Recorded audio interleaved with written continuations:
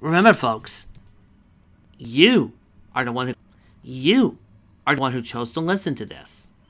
You, yes, after we had just been through a really, really nice MLP fic. This is all on you. You could have done anything else, but you keep choosing to do this. Next, for anybody else, before I hear one word of, you said you would never do another Mykan, I want to remind you, I said I would only do it if there was something new or for a special occasion. Welcome to that special occasion. And personally, it'll get more special than a 10-year anniversary. Well, except for maybe a 50th one. So without any further ado, here's Cinnamon Legend of Zelda by you-know-who. Enjoy. 10,000 years ago. Why does everything have to be 10,000 years? Why can't it be a smaller number? Actually, why can't it ever just be a century or, a couple of decades? 10,000 just seems so far away. Many millennia before the Moon Kingdom had come into existence. If this is going to turn out to be like Beyond Space, I'm out. A planet called Lejora. Okay. I want to know if that's the Spanish pronunciation or not, because I looked it up. A planet where many magical places existed. Termina, the Great Sea. But the grandest and most magical kingdom of all these was the Kingdom of Hyrule. Actually, according to most sources, Termina is actually in another dimension far away from Hyrule, so it's not really connected on the same planet. Thank you, Mr. Technical. Zelda, the beautiful princess, a leader of the magical band of sages, making peace and prosperity in their land. Ha! Fuck it! Low rule! The princess also had a rather handsome young hero by her side, who went by the name of Link, the legendary hero of time. Although sometimes he's also this hero of winds, the hero of making really cool meta, the hero of really cool open world games. The two shared a love for each other like no other in any world, that it would make you cry. Unless it's a timeline where Zelda's a prince and Zelda's a princess. They were engaged to be married, but alas, it was not meant to be. Long ago, a man named Ganondorf, king of a band of thieving female creatures known as Gerudo. Oh, I'm sorry, Gerudo! The explanation is important. Several years back, he swore allegiance to the king of Hyrule, but his intentions were not all they seemed to be. Yeah, you see, there's this thing called demise, and oh, you guys don't want to hear about that. Already he had such terrifying power, used to steal from women and children, and even kill other what? Finish the sentence.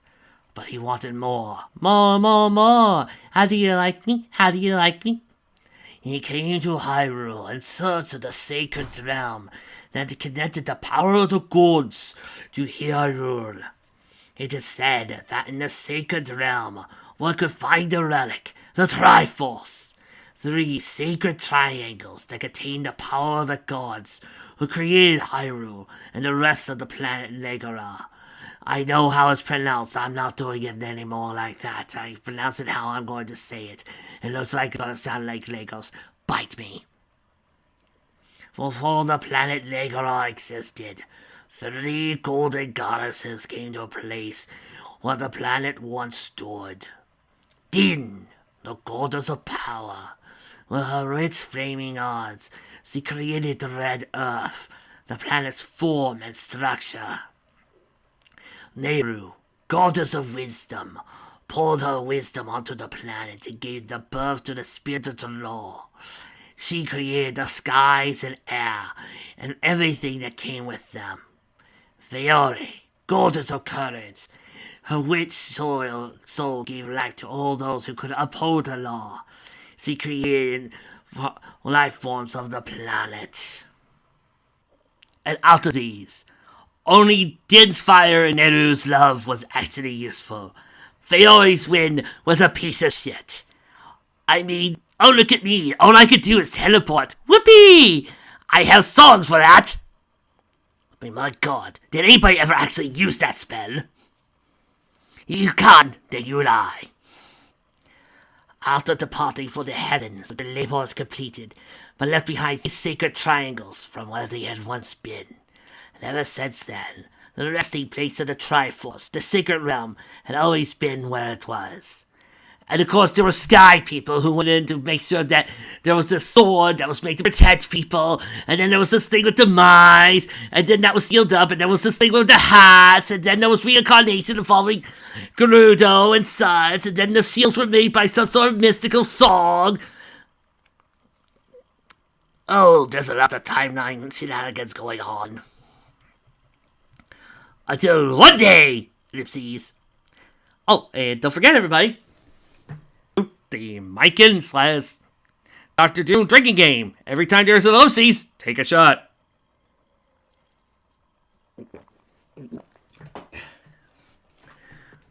And for all you changelings out there, feel free to feed on an extra love potion. Ganondorf and his declared war on the planet after sneaking into the sacred realm and obtaining only but a piece of the Triforce from the sacred Temple of Light.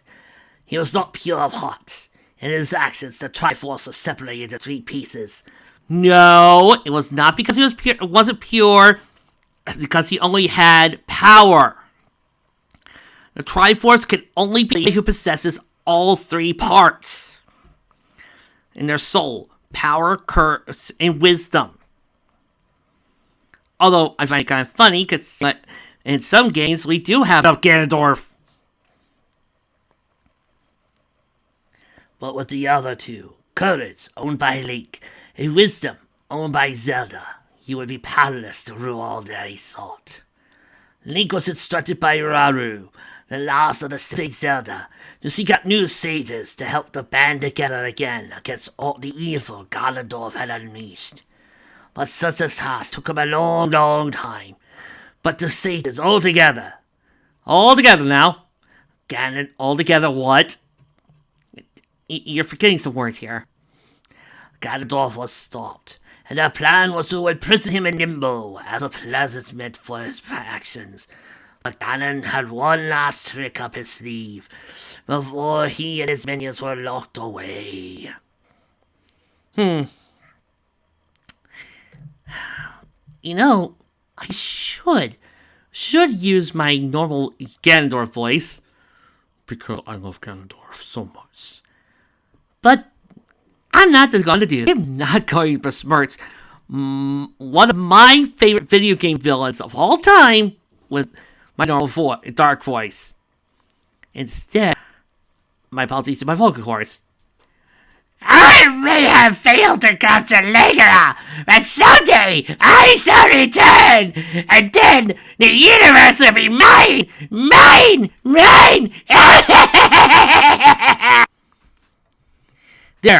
There's your reference to the cartoon Legend of Zelda. I hope you people are happy! Triggered a powerful nuclear blast to rip apart Legra's core, and the planet began blowing up, and there was nothing that could be done to stop it. So thus, would end up killing Zelda and Link and destroying the Triforce, thus denying him of the power that he...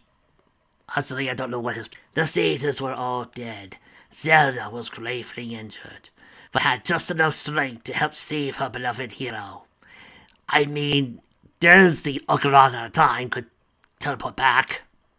Could handle this easily, actually. There's no reason to not stop him, but she handed him an ancient medallion. Okay, so we're going to continue the rest of this narration. Fine. 1 for each of the 6 sages contained their powers.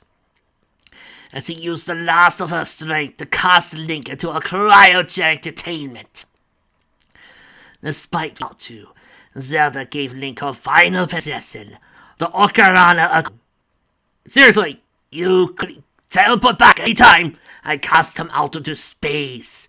He began to turn ice into blue crystal he was encased in, streaming down her face. She... let's see.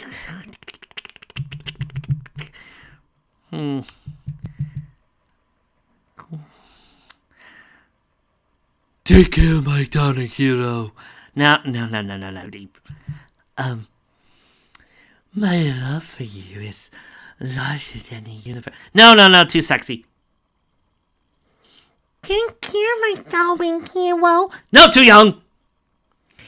Take care, my darling hero. Not too high pitched. Take care, my darling hero. And a sock in Zelda? Yeah, why not? My love for you is larger than the universe itself. Patooey! And then, it happened! New Kid Pods and Food Lions! Woohoo! The planet disintegrated. Pop! And exploded into an absolute nothingness. Link felt his heart being smashed to pieces, and his tears freezing with his soul. No. He fell to his knees and cried very hard indeed. His home, his dreams. Oh, this is this sad country music song. So a country music song? Yeah, pretty much. And his beloved Princess Zelda had all been taken away from him. Zelda. Oh, Zelda. Oh, Zelda. Ba-na-na-na-na-na-na-na. Were his last words before he froze completely solid and remained drifting through space. Alone! 9,000 years later, Link was still frozen in his crystal. Monotonous, isn't it? Passed by when you're a planet called the Earth, and the most magical thing had happened. David Copperfield was born. The magic encased inside each of the sage's medallions, still frozen inside whose Link, began to glow a mystical light and shone on the moon. Just like the goddesses hated later, the magic of the 6 elements had created the first form of life that led to the beginning of the Moon Kingdom. Oh, you know where this crap's going? Hey, wait a minute. What about the other planets, buddy? You know, the people of Pluto, the people of Neptune, of Uranus. What is that? Just surprised. I thought you would take the obvious joke and call it Uranus. Well, you see, I would, but, there's a certain powerful badass who'll hit me with an earth shaking if I ever call it Uranus. So, it's Uranus from now on. Oh. Saturn. Jupiter.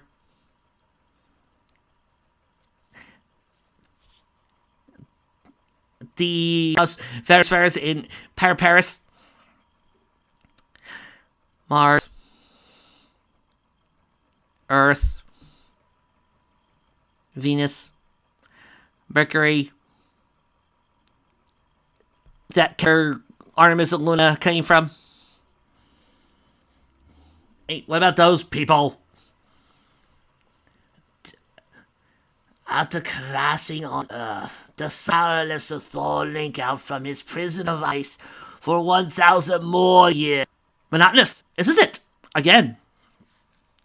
Before he finally was brought back to life. During the time he was thawing, the 6 medallions had did the most amazing thing. They produced a magic band together. They escaped from the ice and created complex beings and scattered them somewhere in a place called Japan. Why Japan specifically? Because this is an anime, and everything happens in Japan in an anime. True, I mean, it's like watching an American cartoon. Everything happens in the Americas. along with themselves inside each one. When Mink had finally awakened after 10,000 years of being encased in ice, no thanks to Rita Raposa, he had remembered everything that had happened to him. He now lived on Earth with the only one of the medallions he was able to recover, and lived inside the one and only place he could stay, called the Temple of Time. And nobody noticed any of these temples. Nobody noticed any of these buildings. Oh, no. As time went on, Link used the magic of his Triforce Occurrence on the back of his hand to disguise himself as a high school graduate. Because apparently the Triforce Occurrence can do that apparently. We've never seen it before in the show or the games. We don't even know what having the Triforce Occurrence actually does. As far as we know, it just enhances what is already there. I mean, we've seen that. We've seen, things happen. But we're not completely sure. Which he did not need, as he already knew everything. What a coinkydink! But he did not dare try and make any friends, partially due to his heartbreak of losing Zelda, and that people make him emo. What he really wanted to know was, where had the other 5 medallions and the temples that they had created, and if ever returned, which was likely to happen? He may have already possessed one medallion from the Temple of Time, the Yellow Medallion of Light. But who would be the new sages to help him fend off against what was coming? And so, our story begins. Am I going to continue this voice for the rest of this prologue? Honey, you better believe it. Meanwhile, in the realm of Limbo, Green Barrel was going around absorbing the powers of every creature, even the spirits of her own minions. The more she absorbed, the stronger she became. So, this is set during season 1, I guess? Her goal was to gain enough power to rip a hole through dimensions and return to Earth. Once I return, I will use my newfound powers to make the Sailor Sensi pay for defeating me! Wait, so this is after season 1? So, we're in the middle of R then, right? We're in the middle of there, because, remember, after Usagi and the others defeated Beryl, she made a wish on the Quincy show, so that way everybody could come back to life, but their memories were all wiped out because she didn't want her friends to deal with all the perils of war anymore and all that. Remember? Actually, why is Beryl in limbo anyway? She did. She got vaporized, along with Metalia. As a matter of fact, this is one of Usagi's few confirmed kills of a big bad. She did. Or are we going with Western Power Rangers logic where, we're never going to kill off our Sentai villains, even though this is one of the last seasons, and we should really do something instead, but no, instead of killing him, we're just going to put him into a torturous position of having to deal with Rita, because heaven forbid we destroy the ultimate bad guy, and we would like to apologize for this, but you see, Legendbringer still has a problem with the finale of Cosmic Fury. He believes that the whole entire thing should have ended with a glorious battle with Lord Zed, and it should have ended with Zed blowing to smithereens. But instead, Zed just got a paltry punishment, and this ticks him off. After all, he is believing of epic battles, so give him a few minutes. Why do it? If you were just going to bring back Zed just to give him a lame punishment, why? Hoy! But when she finally had enough power to try it, She was attacked from behind, which, admittedly, was a sheeply behind, but who dares attack the mighty Queen Better, she growled. A desert man, wearing black armor and red cape, stepped forward. You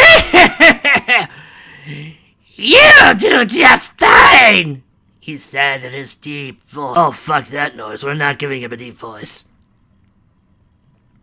He was also in search of a way out of this limbo, where he had been for 10,000 years. I will give you this one chance. Hand over all your powers to me, he said, or I'll change them by force. Hey, where's Metallia, anyway? Beryl was most disgusted. I most certainly will not, she snapped. You have any idea who you are talking to. I am Queen Beryl, mistress of the Negaverse. This fight is the Negaverse, anyway. The man just snorted. Is that all you are? He said. You are more like a B&M coaster skirt to me. Something inside Beryl snapped. Ugh, destroyed me. She then started charging forward with her magic, armed and ready. She got closer, and closer, and closer, and closer, and closer. Slash! The man blasted her. Wait. Blasted her, but you had a slash on Mamma Pia. You blasted her, but there's a slash on Mamma Pia. But took out an entire center in one shot. I mean, that's gotta be impressive. The ribs and the intestines and everything. Beryl gasped and fell to her knees. The man grabbed her by the neck and held her up. You pathetic little twitch, he growled. I possess more magic in my finger than you do in your entire body, or I am gained to it, the king of all evil, and soon I will rule all!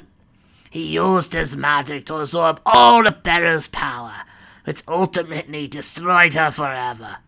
Shouldn't she be dead already? Ganon had never before felt so much power pulsating through his veins. Now the game! Oh, take a shot!